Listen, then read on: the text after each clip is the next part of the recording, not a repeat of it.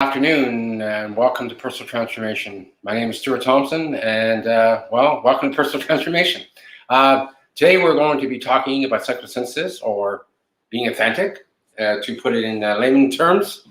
But we have quite an interesting conversation here today. I've got Nicola beside me here and I've got Maria on here as well. And with the help of Maria, we will talk more about psychosynthesis in a more detailed manner, so you understand it other than just a big fancy word. But really what we're talking about is being authentic. And subpersonalities, I guess, to be the thing we're kind of going to talk about. We're also going to be talking about things that maybe counteract those thoughts, those negative thoughts from your childhood, because we are talking about childhood sexual abuse. So folks, welcome. Thank you. Nicola and Maria, are you there? Hey, Stuart. Yep, I'm here. So here we are, and by the way, this is episode 198. So I'm two now away from my 200th podcast, so we're almost there. So thank you for everybody who's joining us, either be live or in the future, either through Blog Talk or video, whatever you might be watching or listening to. And also Spotify, because we've been on Spotify now a little bit while too now. So that's really, really awesome. So Maria, and thank you and welcome for being here today. So let's talk about psychosynthesis. What is that? Like most people are going, what the hell are you talking about? Thanks for asking, Stuart. It was created by Roberto Assagioli, who was a psychologist in a very long time ago. He was a very big fan of our friend Sigmund Freud. And but he wanted to take Sigmund's work and Carl Jung's work and further explore different levels of consciousness.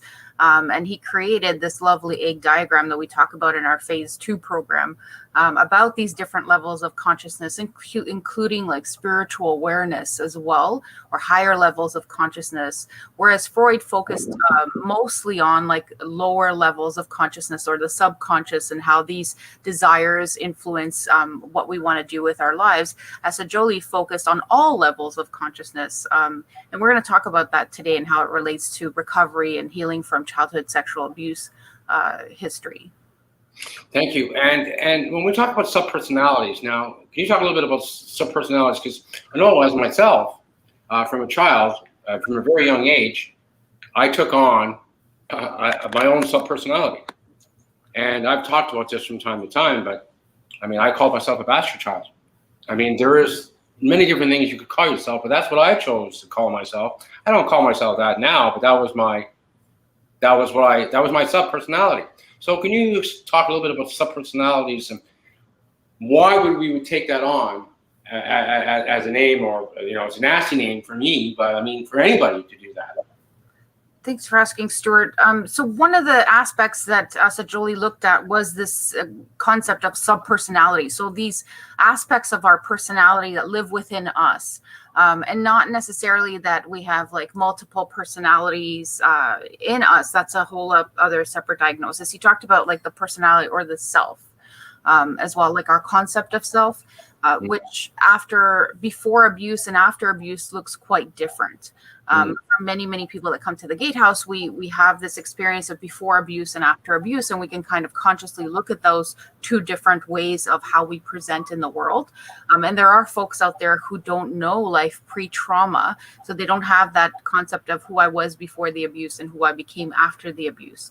But the shameful one is a very prevalent sub-personality or sub-concept of ourselves.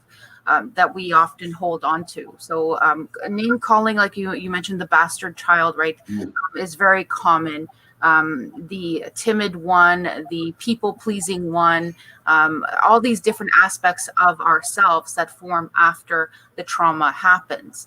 The addicted one, the lonely one, all kinds of different ways that people identify with themselves as part of themselves. So all these different aspects of our personality make up who we are, yes, but it doesn't have to be who we are forever. Like we can choose different ways to relate to ourselves once we have done the healing work that often happens at the gatehouse. Like when we talk about our story, when we talk about how it impacted us, and when we talk about all the losses that we've experienced as a result of being abused as children in myriad of ways. sexual abuse is one aspect. There's emotional abuse, oftentimes physical abuse that people have experienced as well. Disconnect from family members, estrangement, all kinds of different experiences that contribute to who we are as individuals.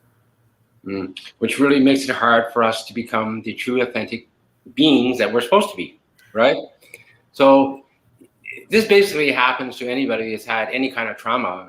It doesn't have to be childhood sexual abuse, but it can be any kind of trauma, just as you described it, and from anywhere. Exactly, Stuart.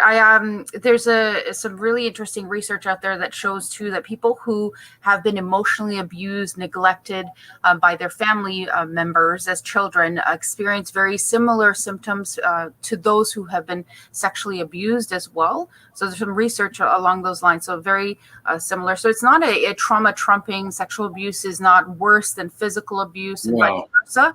It is on a spectrum of abuse is abuse, and these processes like psychosynthesis that allow us to go into ourselves, into our minds, and explore like how we think, how we feel, how we behave, how we practice or not practice spiritual connections with others. Core to this psychosynthesis type of therapy model is also looking at how, like, what is the life we want to live, and to find purpose and meaning in our lives. So it's very like existential in nature. It'll help people who are experiencing existential crises, for example, of who they are and what do they want to contribute, what do they want to do with their lives. People who are experiencing huge shifts and change in their lives, this has been quite helpful. And of course, trauma survivors looking to reconnect to their inner child is another aspect of that. Inner child meditation that we do is psychosynthetic in nature, because we're exploring, right, like our past and how to reconnect to that little kid that lives within us that was traumatized as a child, right? So that's really, really cool stuff that happens in psychosynthesis type therapy and processes. Yeah, thanks for asking, Stuart. Yeah, subpersonalities definitely is one aspect of it.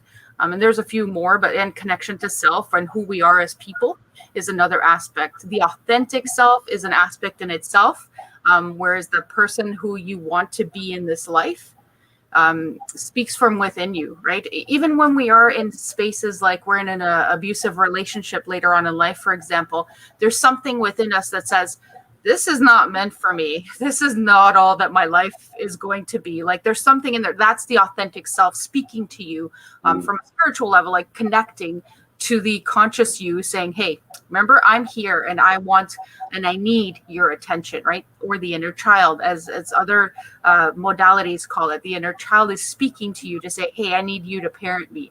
I need your help. That's the authentic self speaking through you. So in this process, when this happens to you, what happens in your head that makes you think that makes you start believing that, which is really lies to begin with, but as a young person, you're not going to understand that. So, and then it continues in adulthood, and we don't even realize it. And we place these labels upon ourselves, and as a grown up, and we carry it on to life. And not that everybody knows that label that we carry upon ourselves, but we do. I mean, I know from experience, from my own self, never really talking about it to any degree. I didn't really even talk about it. I didn't even realize there was a label to it until I came to the gatehouse and realized, well, what the hell am I talking about? Well, actually, I probably didn't know what I was talking about. I was just putting a label or a name to something which I knew nothing about and really didn't understand. That's precisely what I did. And I guess it's a form of not having any self-worth as well. So therefore, I know it's bad, but yet I choose to carry that on.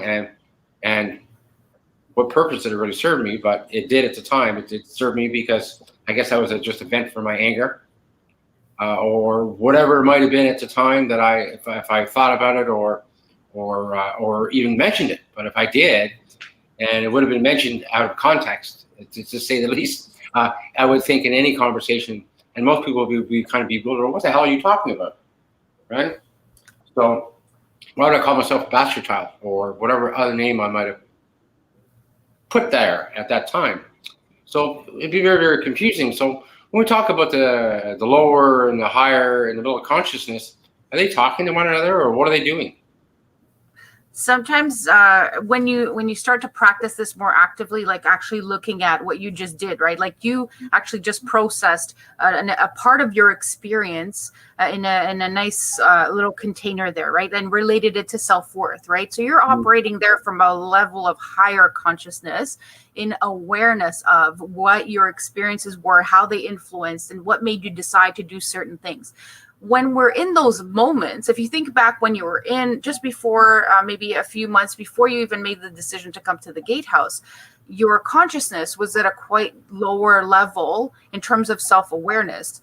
You knew maybe that something was off, but what to do next, and were you worthy of doing that next step, is the other aspect of consciousness or self-awareness, right? Like how we use a question at the gatehouse, and I'm sure you're both quite familiar with this. What is the life I want to and need to live? Mm-hmm. It's very like existential, like what is it that I'm doing with my life? It can cause people to go off kilter for a little bit and go, what am I doing? What did you ask me? That's such a big question, right? But it is a question that is part of this kind of psychosynthesis process, where we're looking at how we are experiencing life. So we're kind of like separated even from ourselves. So we're looking at ourselves as an observer, which is that authentic, non-judgmental space where we can actually observe. So you just observed yourself, Stuart, and your experience, and you're also noticing how that influenced some of the decisions that you made in your life, that view of yourself. And you're also considering, but that's not really how I want to see myself. Yes, it's there. It served me, but that's not how I want to be moving forward from it, right? And I really like how you mentioned the analogy of the shovel and the grease. Like we're really shoveling all these layers of trauma out and going, okay, we're shining light, we're exposing them and going, okay, so yes, this impacted me. Yes, this is how I behave. Yes, this is how I messed up my life, quote unquote, or however it is the person defines it for them. This is how I turned my life around. This is how I moved beyond this, right? So looking at those different aspects of our story from an observer standpoint, non-judgmental, is part of psychosynthesis. And it's also mindfulness, right? I think Assagioli took aspects from Freudian psychology, and he also combined it with yogi and Eastern philosophies about consciousness, life, experiencing purpose, finding meaning, and created psychosynthesis to look at all these different levels of consciousness. One of the things that I read not too long ago was that Freud's theories were more about the basement of a house, and Assagioli was considering the whole building. Like he was just, if you think of it that way, Freud stuck to the basement, like the subconscious, the bottom stuff that nobody really like talks or thinks about. And Assagioli went, okay, but I want to look at the whole being, the whole personal, the whole identifying self. Like, who am I in the middle awaken of that egg is the field of consciousness. I am whatever it is that you label upon yourself. The unconsciousness usually has lower level emotions like shame and guilt and fear that have come from trauma. And the higher part of that egg is the transpersonal self, the aware self, the spiritual self that says, I am a person that is kind and caring, and I feel connected to my community. I contribute to my community. I have a sense of purpose in my life, right? And that in itself, like, I want to bring Nicola into this discussion because she's a yoga instructor, right? Like, what does anything like resonate as you're thinking about yoga, any of the stuff that we've talked about thus far? Yeah, absolutely, because yoga is all about community. That's why one of the hashtags is yoga community, right? So yeah, definitely your higher conscious is connecting with others, but also in that healing modality, because it's all about breath. And, you know, higher consciousness is one of the regular used terms in yoga, right? Connecting to your higher self or whatever. So yeah, definitely I'm relating a lot to what you're saying. And in fact, going back a little bit, when you say about naming certain sub-personalities or whatever, for me, it was the shy one. And I actually thought that was part of my personality, which I guess it was after trauma, but I thought that was my whole life. But then when I went back to the UK in 2018, I was looking back through family photos and I'm like, in actual fact, I wasn't shy back then. And that was pre-trauma, or one of them. And there I was, stood on the beach with my family, and it was like I was the leader. It was like I had this stance, and it was like that was like a stance of almost like protection. But and then I remembered all these memories were coming back, like cheeky monkey. Well, you can't be shy if you're a cheeky monkey, can you? So it was interesting for me to see, hey, I wasn't always shy. And I remembered being more vocal prior to the abuse. So it was interesting how that comes up. But yeah, the definitely relate a lot to what you were saying there, for sure. Mm. Thank you. So finding that authentic self, where do we start when we have those thoughts of, well, unworthiness, when you call on yourself these names? So what do we do next? Like, what do we start talking about first? That's a great question. To nip this in the bud, to stop this. Well, I know we can talk about mindfulness, but I'll let you.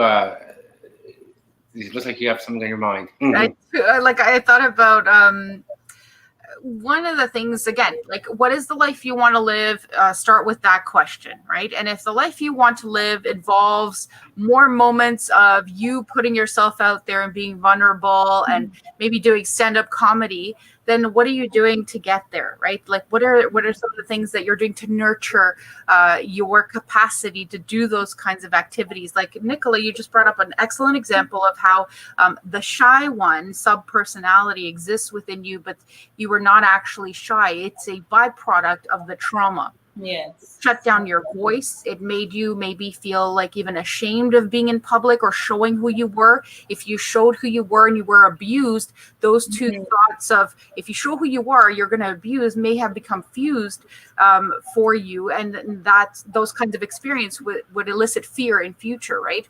Yeah. And as you notice, and how you became a yoga instructor, right? Like pushing through all those levels of discomfort, all those unhelpful thoughts that said, who the heck do you think you are to be doing this? Remember, you're the shy one. You shouldn't be doing stuff. Like, all this stuff around shame-based thinking needs to be undone. Just to even develop an awareness through journaling, through meditation, talk therapy with other people, to learn more about how you behave in the world. If behavior is the first thing that you can identify, go to behavior.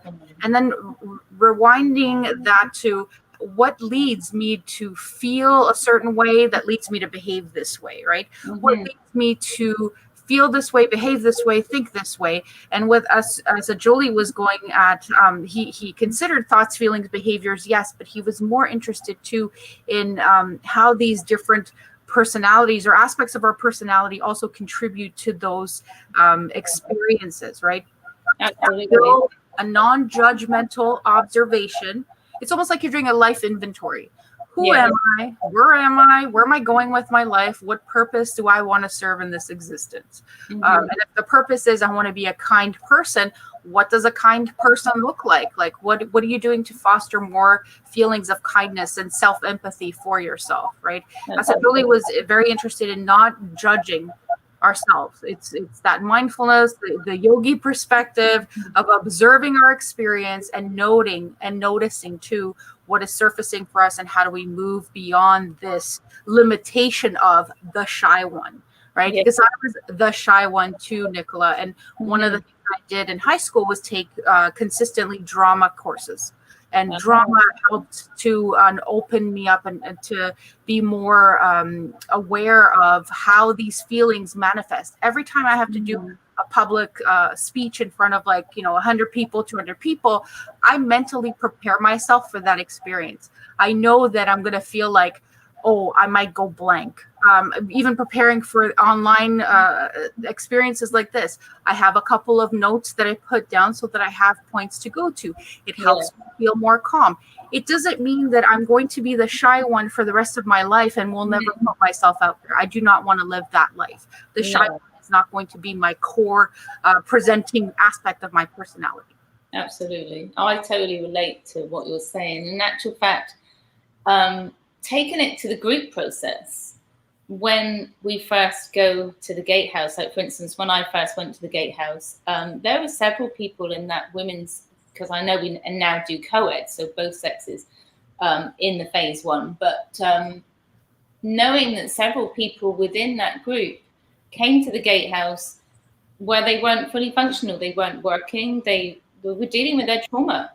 And knowing that those sub-personalities were in control at that time because they'd shut us down. And I myself was not working when I first came to the gatehouse, apart from, doing some things to just get by, but I didn't really consider that work was something I wanted to continue for the rest of my life. So knowing, like when you said, what do you want to do? What does your higher authentic self want to do with the rest of their lives? Or, where do they want to go? Wherever, and I didn't know the answer to that.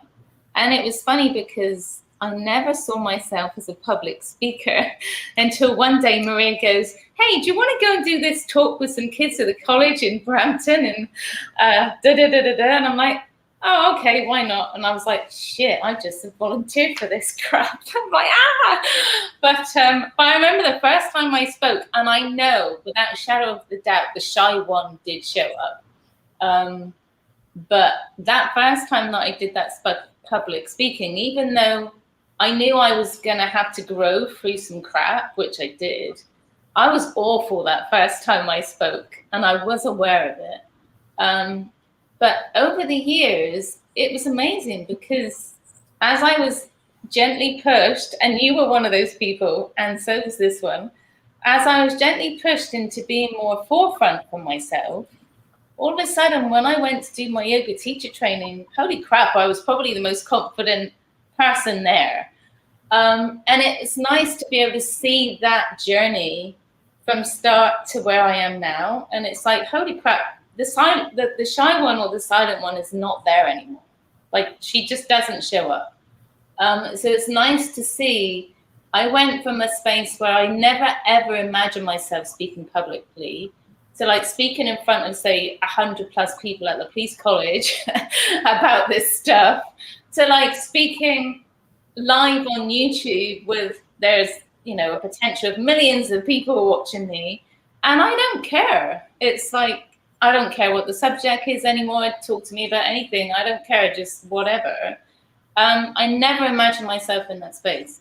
So to be able to go from the shy one to this person who's not overly confident, but is okay with herself, and to be up in the front of a room teaching 30 plus people yoga and talking publicly at colleges, etc., about sexual abuse, it's like never ever imagine that. So it's amazing to actually reflect and see yourself in that space. So and I'm sure you can relate to.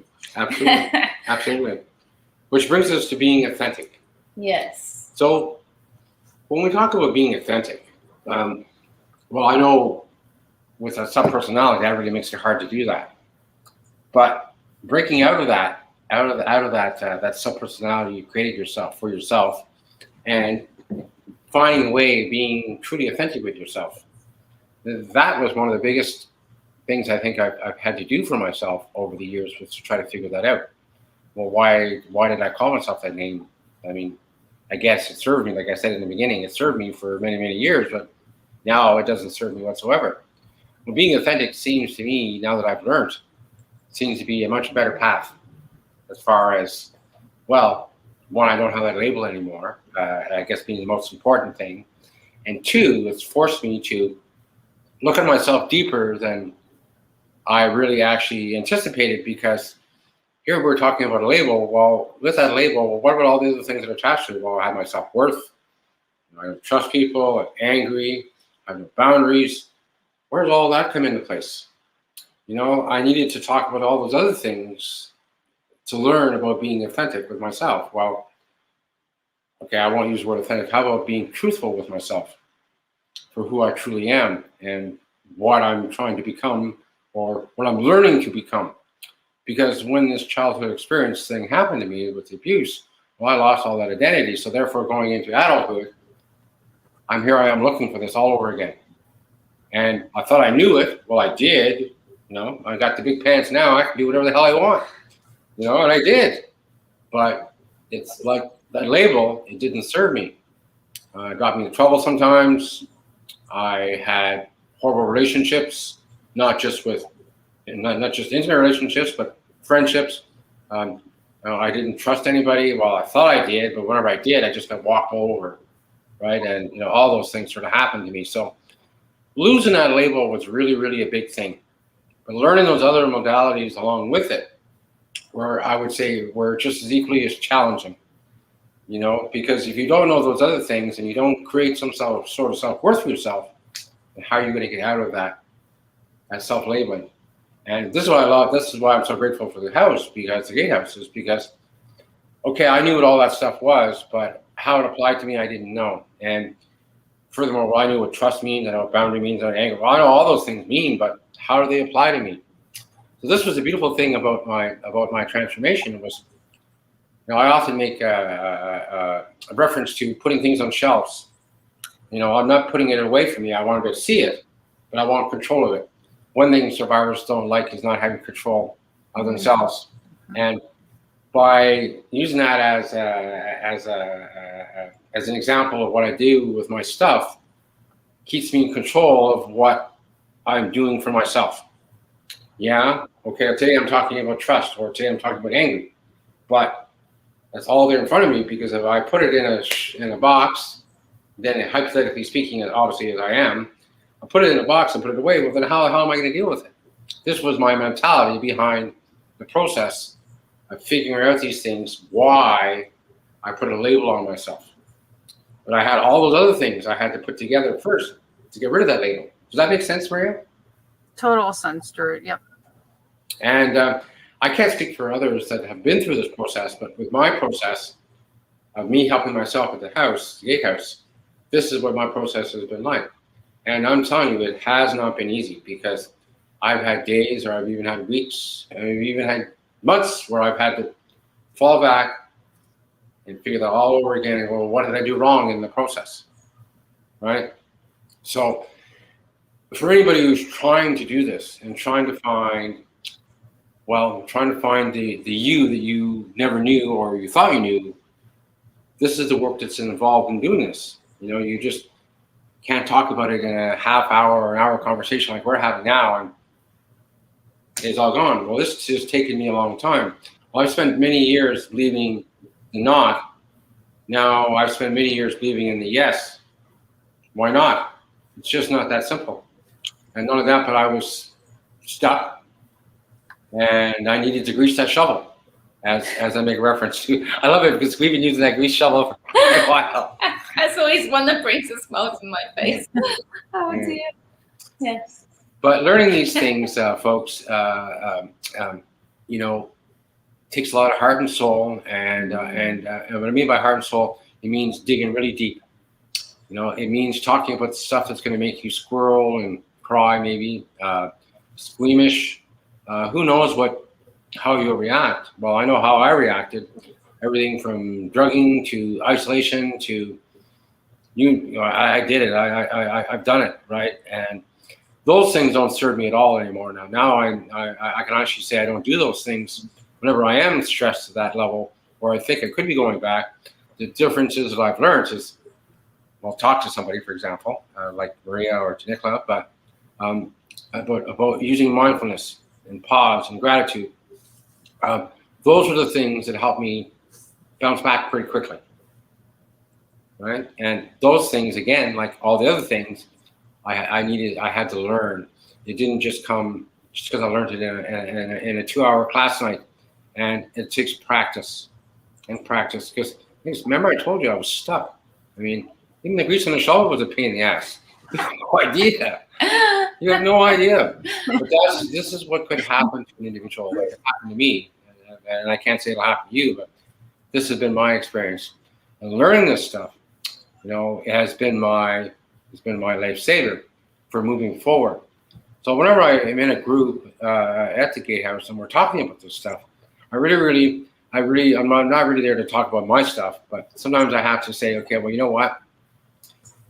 This is what stuck is all about. I'm going to give you a taste of it or give you an example of it right now, what it's like, and I've got almost 50 years of it. So this is what being stuck is like, and this is what being stuck will give you if you stay stuck. So learning these things, even about subpersonalities, was crucial in helping me move forward.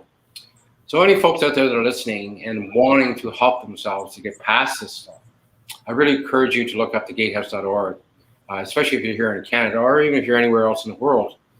And there are certain things we talk about, and this is one of the things we've been talking about today is about a subpersonality. And that one word or that phrase I use held me back for a long, long time. And you would think, well, what's just a phrase? Really, well, it's not. It's self-defeating. It's degrading, and I didn't even realize it. I don't know if you want to say anything more. No, I get it. I'm totally with you.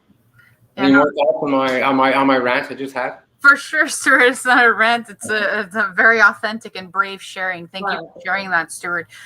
What you've done there is first, that shelving visual that you just gave us reminded me of like compartmentalization, where we're trying to put these different aspects of our life into these neat little boxes on a mental shelf that most people would not do the second part that you did, Stuart, where you actually, that they're there and you want to eventually like go back to them. You can go back to them right on that proverbial shelf. Most people will put it on a mental shelf and try and forget it and bury it, which only reinforces that they're there. And eventually they do come back as highly triggering or flashbacks, or if they're not being addressed or talked about or processed with someone that you feel safe with.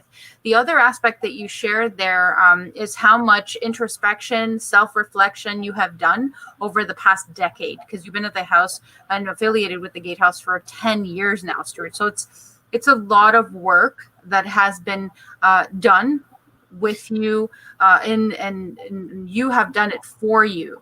No one else did the work for you. That's the other aspect, is introspection, and this work of psychosynthesis allows us to connect with our innermost self, that version of ourselves that wants to be different, that wants our lives to be better. And you mentioned that some of the things that you've done in your past to help you get there. Some of these experiences, society overall will shun and look down on, for example, people who have drug addictions or alcohol or sex addiction. Those things, these behaviors that were done, they kept you alive. They kept you on the planet to get you to the point where you are now. And at the Gatehouse, we honor your strength and your courage and your sharing and your story and all those aspects of your story. They don't define who you are as an individual, Stuart. Not a single one defines you. These labels that we put upon ourselves. A collection of them are part of your experience. This is that disidentified person looking at your life, right? You are not a previous drug user. You are Stuart, a human being who used drugs at one point to help him cope with ... Right? There's a big difference there when we start labeling people and actually attributing these labels to people. We want to remove the labels and actually look at the human being with the core experience of being sexually abused as a child. This is what led to all these different unhelpful things in our lives. But it doesn't mean that's who we are, right? I'm not a person that, for example, my coping mechanism is food, right? Like chocolate and donuts and things of the sort. I eat those foods sometimes when I feel stressed. It doesn't mean that that is the only way that I define myself as a person who eats certain types of food when I feel stressed. I define myself as a kind, loyal, smart, independent, interdependent at times person who is able to connect others with their core selves, including myself. The stuff that I help people with, I also use on myself, because I feel like if I'm asking someone to do something, I better as heck tried it myself first to see, okay, this might be helpful. Who knows, right? And also learn as much as I can. But considerate is another word that comes to mind, right? Like these are different aspects of who I am as a person. Not one single aspect defines me in totality, right? You are not, and this is where a lot of sexual abuse survivors that come to the Gatehouse, they define themselves by their abuse. They are broken, they are damaged, all these different labels that they attribute to themselves that are not true. You are not broken. You are not damaged. It was not your fault. These are three main common themes that I've observed over the past decade that survivors come into the Gatehouse with when we start our program together, our journey together. So what you've done, Stuart, there is also you've introspected, so you've looked within, and you've actually found a deeper connection with your sense of will. So the will is another aspect of Assagioli's theories. Like, and again, a lot of different psychologists will look at will, like willpower and things of the sort. Your will is your ability to make an informed decision based on everything that you know, and you can choose differently. You have the power within you to exert that sense of control over your life by choosing differently. If the thing that you've been doing over and over, like using drugs, for example, or sometimes this is the thing that I would do for myself. One of my unhelpful coping is whenever I would feel like something is going wrong, I would need to fix it. I don't need anyone's help. Right, that's that is a sign of emotional neglect in children. Is a child that becomes super independent, can figure it out on their own, doesn't need anyone else. These are unhelpful ways of thinking because they can lead to isolation. They can lead to feeling more responsible, feelings of guilt, a lot of pressure, like that kind of stuff has happened with me. So learning to ask for help is what I had to do to undo some of that unhelpful thinking. So the will, the choice, I have a choice and I can ask for help. And I had to reframe that asking for help doesn't make me weak or stupid or incapable. It makes me stronger. It makes me more connected to other people. It's helping me build my capacity and theirs. Like the way that I thought about asking for help needed to be reframed in my story so that I could do that for myself as well. And I don't have to always be the one to do or fix or maintain or be there for others kind of thing. So just some really cool things that psychosynthesis helps us to do, like explore all those different thoughts. And also the other thing that you brought up, Stuart, your anger. In psychosynthesis, the therapist or the practitioner or the peer support, we actually do this at the Gatehouse through meditation. We actually go and meet parts of our feelings. And it might sound a little strange. You're like, how do you meet a feeling, right? But that's what psychosynthesis allows us to do is actually visualize what anger looks like for us, visualize what shame looks like for us, so you can actually go and meet your shame. If shame is something that you carry, and most survivors do, what does shame look like for you? And the facilitator will take the group through a meditation, and people will actually meet and describe different physical aspects of their shame. So it could be like black or red or jagged or missing pieces or broken and shattered. And that gives you more insight on how the person sees even different aspects of their lives. So it's really like a broad and abstract way of looking at shame or anger, but how does it manifest in your life, right? Like if it's broken, for example, then does that cause breakage in relationships, or how you even see yourself in relationship to others as a broken person? Like that concept of breaking might show up in different aspects of their psyche. So just some interesting stuff. Like he was really ahead of his time, that's for sure, on creating this. And a lot of other like newer therapies take concepts of his work and apply it to helping people. Like it's all about self-awareness and how can we now make different choices in our lives, knowing what we know and implementing different behaviors to help us so that we're not feeling stuck. We don't need the shovel. Keep shoveling. No, I like what you mentioned about will, the will to push forward. And in my journey, that will to push forward, it gives somebody an idea of what it's like if you're trying to get there, or learning to get there. Is that when you get a taste of that will, this is what it's like. It's like moving forward and really feeling that you move forward on something. To me, that is a taste of will, if I can put it in this context. But this is what it's like. It's about moving forward and actually feeling that you are moving forward. That's what will is like, and that's what it feels like. That's how I would describe it. Would you concur? Oh, definitely, Stuart. And the other aspect of that feeling that you brought up, like when you know something to be true and you're like really you have aha moments, for example. I totally considered those like the connections to our higher self. So when you're feeling like this is the right decision. So Nicola, for example, what made you choose to go and learn to be a yoga instructor? Because I like doing it myself. Well, and it was so healing for me. And essentially releasing that energy from my body. And I didn't realize at the time that I had so much trapped energy in my body, which showed up as severe arthritis in my hips, especially on the right side, which is male. And then I realized, wow, my freaking hips have opened substantially. And I was like, and this was actually while I was doing my training, I went to go into tree pose, which is like your foot in your thigh. And I'm like, I can't get in this pose. And then all of a sudden my foot stayed there. And I'm like, oh, holy crap, my hips have opened. And I no longer have pain in my hips from arthritis. Even though I've got it, I don't have no pain because I keep moving. And it's knowing that I had to release that trapped energy in my body. And yoga is what did it for me. For other people, it might be martial arts, it might be dance or whatever. But if you keep moving your body and keep opening your body, that energy will eventually release. And people think, oh, I'm going to be in pain for the rest of my life because I'm getting old. No, it's actually bullshit that we're feeding ourselves.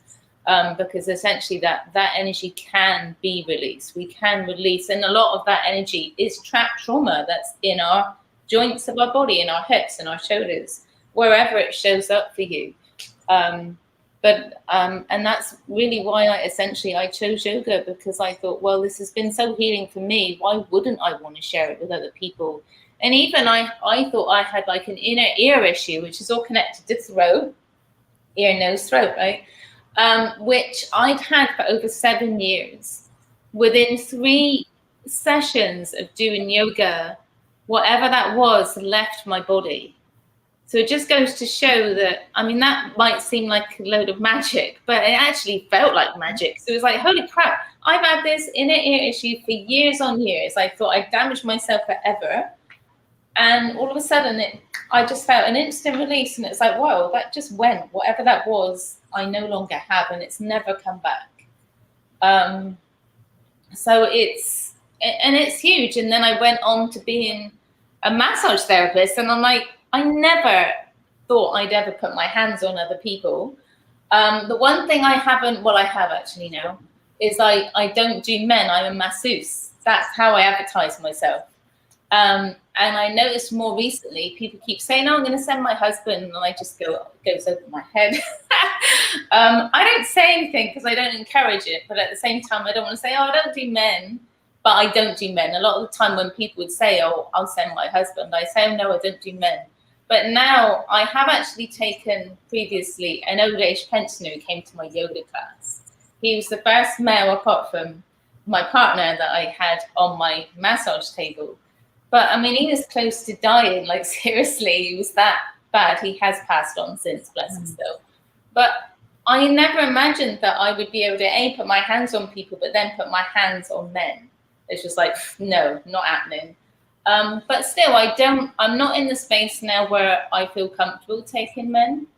But I don't know, that might change in the future, I don't know. But right now, that's my boundary to myself. It's like, no, not going there, no chance whatsoever that anyone's ever getting the option of doing wrong whilst I'm doing something that I love. And I don't want to, there has to be separation for me right now. But it's interesting how these modalities come in, and like, especially with the massage after I did the yoga training, I was just about to finish my yoga training within like 6 weeks. And I signed up for massage and I'm like, why did I just do that? But it's because it related to one of the limbs of yoga. Like the Indian head massage follows one of the limbs of yoga, and it's an Indian thing, right? So I signed up for that, but the awareness of it was like, oh, this is so weird. This is me, remember? but it's neat that it comes up and it just kind of happens, right? So, but it's neat when you're finding your authentic self, that journey it's huge. And honestly, I put all my confidence, because I never really had it completely. I had confidence over the telephone. I ran my own business. I was good with meeting my customers on a business level, face to face, when I did the service business, but I also did sales too. And I had the confidence over the telephone, but you put me face to face with those people in a sales environment, I was not the same. And it's only since really the gatehouse work that I've done. And like I say, that 6 months running the drop-in group, most of the time on my own, really allowed me to grow in confidence. It definitely made me, I know I've said this before, a better yoga teacher, or the yoga teacher that I am. Because I would never have had the articulation or the words to express myself like I had if I hadn't have come to the gatehouse. And you know what, my confidence to this day, it means safe relationships. That's been huge for me. Actually giving myself because that took a leap of faith, right? I gave myself the leap of faith to step into a safe relationship again, not knowing whether it was going to be or not. And giving myself the faith that, hey, I can do this, because I was one of those people that would say I can't do that to myself, right? But now if I ever find myself in that space of doubt, I'm like, no, I change it immediately. I find that thought coming up and I'll change it immediately, because I'm like, no, why can't I? I've got the ability, right? So, but it's nice to find that you've got more capacity. And it would be interesting to see where I am in like 5-10 years, see if that voice has gotten any deeper. But it's so interesting. But the other thing I was aware of too, when I started to like my own voice, because I used to hate my voice with a vengeance. Whenever I listened to my voice, I sounded like a 9-year-old girl, little girl. And that's why I hated my voice. And it's funny because if I try and remember roughly how old I was when the most severe case of sexual abuse happened, I was probably about 9, because I don't remember exactly. But when I start to like my voice, it's like, hey, I actually sound like an adult now. So, and it's interesting, again, once you find your voice, you find your higher self, your authentic self, that things start to change in your whole demeanor. It's like someone shared with us recently in our group that people have started to notice that he seems more fun. He seems more lighter. And it's nice to see people reflecting on that and other people observing it. Oh, you seem different, or the little things. And like people would say to me, again, after going to the gatehouse, being in a safe relationship, allowing that trust to form and everything else, and people would say to me, Nicola, you sound so happy. And I am. And it's just interesting to see how those roles develop. So anyway, that's my rant. Thank I'm gonna end off with thank you for coming to my TED Talk. Yes. Did I mention? I went on a little bit there. Well, this is an example of the higher unconscious coming into play, as Nicola's example and my example of our existence today, from the past to now. Absolutely. So yeah, it's huge. It's huge. So when you look at it, the process of what we went through to be there, folks, this is what you're going to have to go. Well, this is what we went through. I can't say what you're going to go through, but this is a very similar experience to what you could experience if you're trying to find that way to dump those labels. Yeah.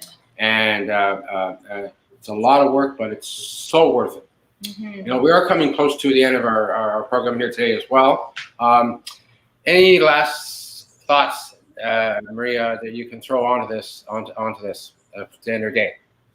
Thank you for asking, Stuart. Definitely that you're worth seeking support. So if you're out there struggling, or you know someone who is struggling, point them in the resources to offer them, here's maybe something that you could look at. Sometimes people don't want to look at. I've had other members of groups saying, you know, I know this person, they could really benefit.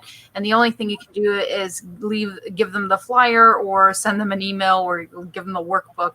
But it's up to them really to make the choice. Sometimes people come like right away, they'll come to the gatehouse. We're like, I'm ready to do this work. I've been doing all kinds of other stuff. I heard about you guys. And then there's others who take a few times before they actually walk up the 5 steps to get to the gatehouse, or now it's a click onto the Zoom link for the foreseeable future. But even that, like even in the comfort of their own home and the safety of their own home, they're still very afraid to click on that Zoom link to join the meeting. And we honor that, you know, it's where you're at is where you're at, and being kind to yourselves that way. But you are worthy of support and you're not alone. You don't have to do it alone. Absolutely. Thank you. Any last thoughts? The only thing that I would maybe encourage is if people are trying to find the authentic self too, which I don't think we mentioned today, is I would encourage journaling if that's what speaks to you. Because I know for myself, and I know through the work at the Gatehouse, it actually helps us develop that higher level of in the psyche. And like when you feel like you were saying, feeling stuck, I know if something's not surfacing in my prefrontal cortex or at the front of my brain, if I journal it and then I go through a few pages, I'm like, hey, that's what I'm feeling, that there, which I don't think if I didn't journal, that feeling would come out on the paper, or be expressed or in my voice. So that's one thing that I would definitely encourage people to get in touch with their feelings. If they want to journal, then I would definitely something that I would suggest. But apart from that, yeah, never give up. Thank you. Thank you. Yeah, so folks, so there we go. We were talking about being authentic, about being labeling, or sub-personalities, I should say. And this is the outcome. We're good examples of what we described ourselves as to what we are today. We aren't perfect, we're not healed, you know, but we are better than what we were. We're more self-confident. We have a sense of belonging, a sense of self-worth. You know, those two things alone are pretty big steps in the ladder for moving forward, folks. So once you understand that, the process of trying to find that new you or that authentic you, then these feelings that we've described today will come upon you, but it does take some work. It's not just shovel it into your bucket and take it home and it's everything's all okie dokie, because it's not. It took an awful lot of soul searching on my part, Nicholas' part, even Maria, for where we are today. Like I say, it was. Don't get me wrong. Now, I'm not trying to scare you, folks, but when you're trying to fix yourself, sometimes you have to do a lot of work. And that's kind of what I'm talking about. For my experience, anyway, I can't speak for Maria and Nicola for how hard it was for them, but to authentically explore those thoughts to bring where we are today was really worth the journey. I could ramble on about that for another hour, but I'm not going to. I'm going to leave it at that. Close. Like I said, we're almost at a 200 podcast. For my 200 podcast, I've finally come to a decision, and if I can get actually who I want to get is I want to get Art Lockhart to come on here. He was my very first guest. He is the founder, or Demetrius, of the Gatehouse, and I would love to have him come on here and talk about, well, not just my last 10 years at the house or the last 7 years doing the podcast, but the Gatehouse is going on 23 years in the community, and community of Toronto, Canada. And to me, that's a pretty big thing. It's next month, too. Yeah, next month in June. Yeah, it's coming up in June. And that's really something big to celebrate. So I'm hoping that I can get Art here by the beginning of June, and we'll celebrate that. We have lots of things to celebrate, but I really want to celebrate that. So, folks, I'm going to say thank you, Maria. I want to thank you coming in here today and helping us out here so much. Really appreciate it. And I bid you all a good day, a good evening, and we'll talk to you again. Thank you. Thank you. Take care.